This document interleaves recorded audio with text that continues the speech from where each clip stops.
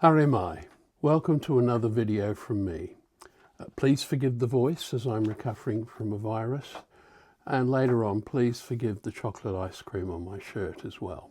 This week I'm taking a walk, which is always good at this time of my life, and finding an intriguing link with the past in one of Addington's linear parks. So here we are on this beautiful Christchurch morning. It's going to be about 20 degrees today, and I'm taking the chance. You can probably hear from my breath that I'm wheezing a little bit after this virus that I've been getting over. And like so many of these small linear parks, this one goes from one street to another, and then at the end there's an entrance to another park over here. And this one I think we'll find is much more interesting. Now this is Burke Street in Addington, and just down that end is Selwyn Street, and I'll explain why that's important in a moment as we approach and find out that this is the Ruskin Reserve, which should correct a misapprehension I've had for quite some time. I've been coming here for quite a few years, and I always thought that because Selwyn Street is so close that this was actually a sculpture or statue of Bishop Selwyn, one of the first Anglican clergy in New Zealand. Now, the plaque that explains what it is has been removed. I guess there must have been a bit of scrap metal value in that. But it wasn't until I looked at the inscription at the bottom of the statue, which says, "No human being, however great or powerful, was ever so free as a fish." After seeing the inscription below the statue, I started to investigate who the statue might represent, and I came across a very interesting man, John Ruskin. More of him as we go along. But here is this beautiful area. I'm just taking a little bit of a rest here, and I'm contemplating what I've been learning recently about John Ruskin. As far as I know, he never came to New Zealand, and he's quite famous for the quote that I've just read out to you, "Are any of us as free as a fish?" And he was also an art critic and a philosopher. And so there's a lot to investigate about John Ruskin, and just to find out a little bit about him as a Victorian philosopher who obviously had effect on the area that we can see around here. This entire reserve is dedicated to him. There's a walking area a bit further down, or we come to another statue, and I'll perhaps talk about that in another video. Let's contemplate about John Ruskin.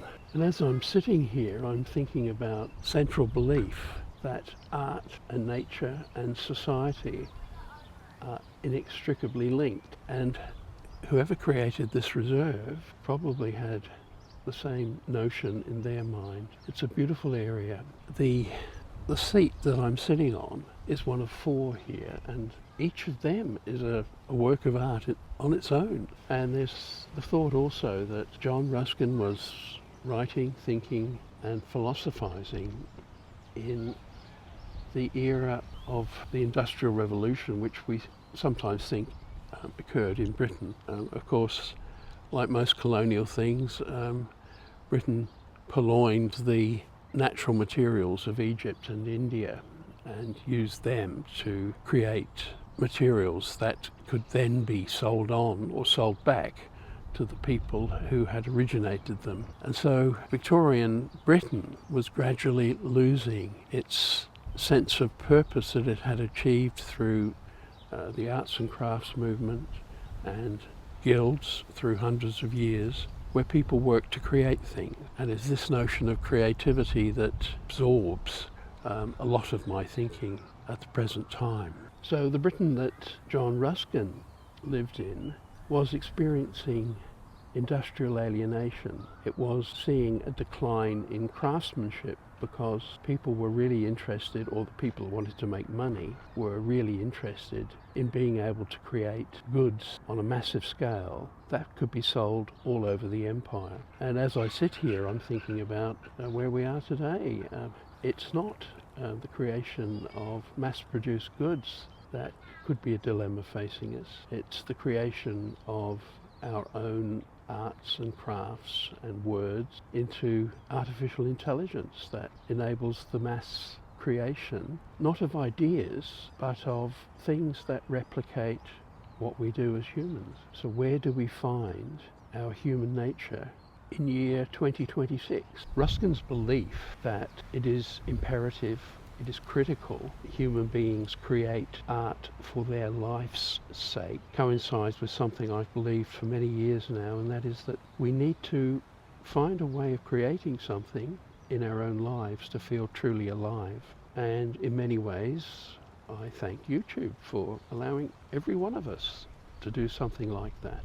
Ruskin makes much of craftsmanship, and I see examples of that all around me right now, but it's something that we seem to be losing touch with in this modern world. There is a joy of creating or having the time to put love and effort and skill into something which eventually represents ourselves, but also has a utility for other people. And you don't have to think far to realize that the greedy people, the angry people that run our planet would not like us to think this way, because that stops them from mass producing other people's ideas and profiting from it.